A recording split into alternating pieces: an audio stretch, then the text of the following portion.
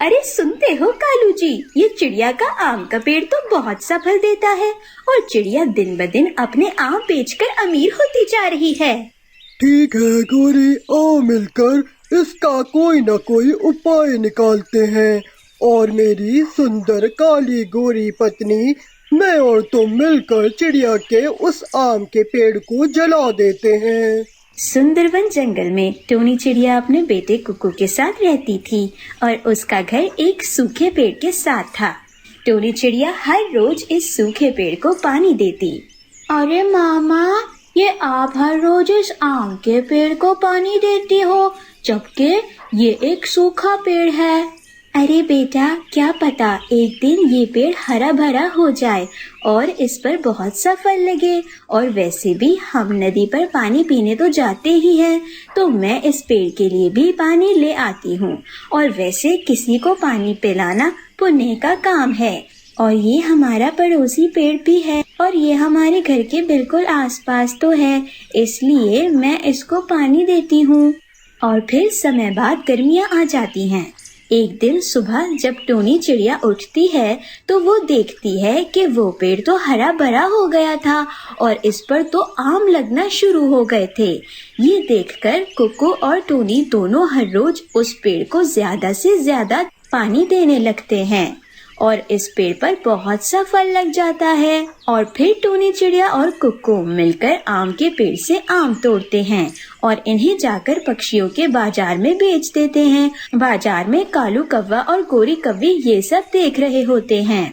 अरे कालू जी, ये चिड़िया तो आम के फल बेचकर दिन ब दिन बहुत ज्यादा अमीर होती जा रही है।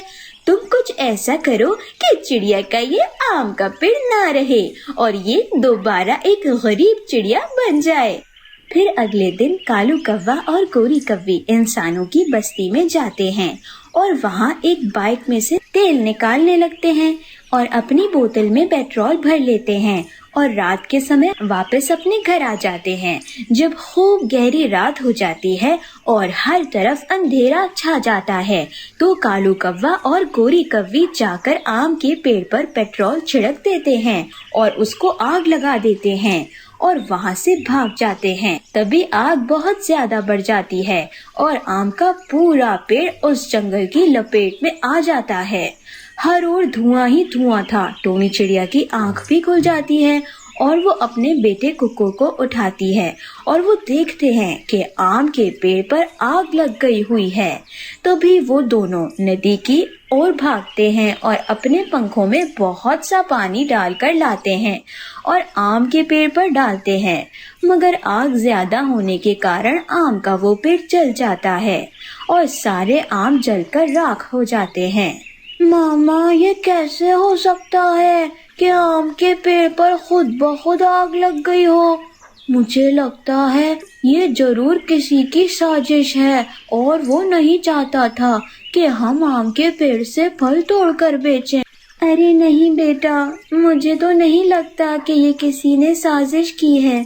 मुझे लगता है कि जंगल में ज्यादा गर्मी होने के कारण आम के पेड़ को शायद आग लग गई हो। तभी टोनी चिड़िया और कुकू रोते हुए सो जाते हैं। सुबह हो जाती है और टोनी चिड़िया और कुकू जागते हैं और फिर आम के जले हुए पेड़ को देखकर दोनों रोने लगते हैं। तभी कुकू अपनी माँ को कहता है, अरे माँ, ये देखो, ये कैसी बोतल है? ये आम के पेड़ के पीछे पड़ी हुई थी। अरे मामा, ये देखो, इसमें से तो गंदी सी बू आ रही है। और कुकू वो बोतल अपनी मामा को दे देता है। हाय, ये तो पेट्रोल की बू है और इसमें तो पेट्रोल है। तुम बिल्कुल ठीक कह रहे थे। किसी दुष्ट पक्षी ने इस पेड़ पर पेट्रोल छिड़ककर आग लगा दी है। हमें वो दुष्ट पक्षी ढूंढना होगा। और फिर टोनी चिड़िया कबूतर के पास जाती है और उसे सारी बात बताती है। कबूतर टोनी चिड़िया की बात सुनकर कहता है, देखो, हमारे जंगल में सिर्फ 3 दुष्ट पक्षी रहते हैं। एक उल्लू बदमाश, दूसरा बाजो चील और तीसरा कालू कौवा और गोरी कौवी। तो मुझे लगता है कि ये दुष्ट काम इन तीनों में से किसी एक ने ही किया होगा। अब हमें मिलकर वो चोर ढूंढना होगा जिसने छुपकर आम के पेड़ को आग लगाई है। फिर कबूतर, कुकू और टोनी चिड़िया 3 दिशा में फैल जाते हैं और चिड़िया कालू कव्वे और गोरी कव्वी के घर के बाहर जाती है, जबकि कुक्कू उल्लू बदमाश के घर की ओर चला जाता है और कबूतर बाजो चील के ठिकाने की तरफ चल पड़ता है। कबूतर बाजो चील के घर के बाहर छुप जाता है, लेकिन बाजो चील घर पर नहीं होती और वो अपने घर की तरफ आ रही होती है, तो वो कबूतर को छुपा हुआ देख लेती है। ओए गंदे कबूतर, तुम मेरे घर के बाहर क्यों छुपे हुए हो और किसे ढूंढ रहे हो? अरे बाजो चील, हमारे जंगल में किसी ने टोनी चिड़िया का आम का पेड़ जला डाला और मैं यहाँ पर आया था तुमसे बात करने के। क्या तुमने ये काम तो नहीं किया? अरे ओ अकल से फारिग कबूतर, तुम्हें पता है कि मुझे मांस पसंद है, मैं पक्षियों का मांस खाती हूँ। भला मुझे किसी के आम के पेड़ से क्या लेना देना? मैंने नहीं जलाया टोनी चिड़िया का पेड़, चलो भागो यहाँ से। कुक्कू उल्लू के घर के बाहर छुप जाता है और उल्लू को किसी के आने की आवाज आती है, तो उल्लू अपने घर से बाहर निकलता है और हर तरफ देखने लगता है, तो उसे एक तरफ छुपा हुआ कुक्कू नजर आ जाता है और उल्लू कुक्कू को पकड़ लेता है। अरे ओ चिड़िया के गंदे बच्चे, तुम मेरे घर के बाहर छुपकर क्या कर रहे हो? बताओ, तुम यहाँ क्या करने आए हो? अरे उल्लू अंकल, मुझे माफ कर देना, मैं तो यहाँ इसलिए आया था कि किसी दुष्ट पक्षी ने हमारा आम का पेड़ जला डाला और उसी दुष्ट पक्षी का पता करने आया था कि वो दुष्ट पक्षी कौन हो सकता है। अरे ओ कुक्कू के बच्चे, तुम्हें पता है ना कि मुझे आम पसंद नहीं है, तो भला मुझे क्या जरूरत है कि मैं टोनी चिड़िया का आम का पेड़ जलाऊं? चलो भागो यहाँ से, भाग जाओ, मैंने नहीं जलाया किसी का भी पेड़। टोनी चिड़िया कालू कव्वे और गोरी कव्वी के घर के बाहर छुप जाती है। अरे वो कालू, तुम्हारा उपाय तो अच्छे से काम कर गया, तुमने इंसानों की बस्ती से पेट्रोल लाकर चिड़िया के पेड़ को जलाकर रख दिया। ओ, बहुत मजा आया कालू, बहुत मजा। अरे गोरी, तुम्हारी तो हर बात मैं मानता हूँ। तुम्हें तो पता है, तुम जो भी आदेश मुझे देती हो, अपनी गोरी पत्नी का हर आदेश उसका कालू पति मान जाता है। सच कहूँ तो गोरी, तुम्हारे ये उल्टे सीधे उपाय सुनकर मुझे बहुत मजा आता है और अब मुझे बहुत मजा आ रहा है टोनी चिड़िया का आम का पेड़ जलाकर।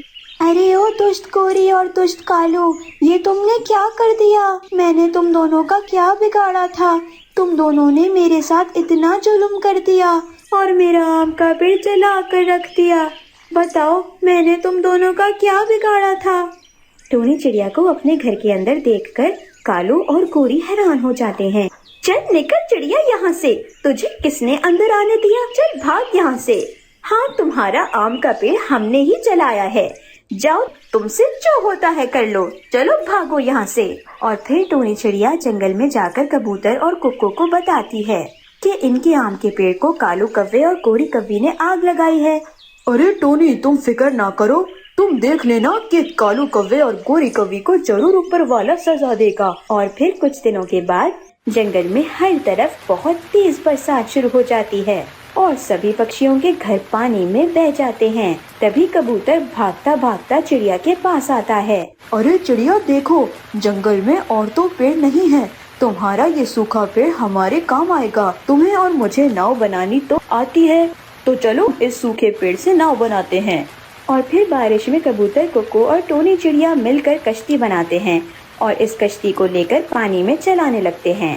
तेज बारिश के कारण जंगल में हर तरफ तूफानी सैलाब आया हुआ था और सभी पक्षियों के घर टूट टूट कर बिखर रहे थे और टोनी चिड़िया और कबूतर मिलकर जंगल के सभी पक्षियों को अपनी नाव में सवार करते हैं। और थोड़ा आगे जाने के बाद टोनी चिड़िया और कबूतर देखते हैं कि गोरी कव्वी और कालू कव्वे का घर भी पानी में बह गया है और वो दोनों मदद के लिए पुकार रहे हैं। टोनी चिड़िया की नाव को देखकर गोरी कव्वी जोर जोर से मदद के लिए चिल्लाती है। चिड़िया, मुझे माफ कर दो, हमारी मदद कर दो, मुझे माफ कर दो, मुझे माफ कर दो। अरे कबूतर भाई और चिड़िया दी, हमें माफ कर दो। मैं अपनी पत्नी गोरी की बातों में आ गया था, तो इसलिए मैंने तुम्हारा पेड़ जला दिया। मुझे इस तूफान से बचा लो, मुझे इस तूफान से बचा लो, मेरी मदद करो। कालू कौवा और गोरी भी पानी में डूब रहे होते हैं और अपनी जिंदगी बचाने के लिए हाथ पांव मार रहे होते हैं, मगर टोनी चिड़िया और कबूतर नाव को लेकर आगे बढ़ जाते हैं।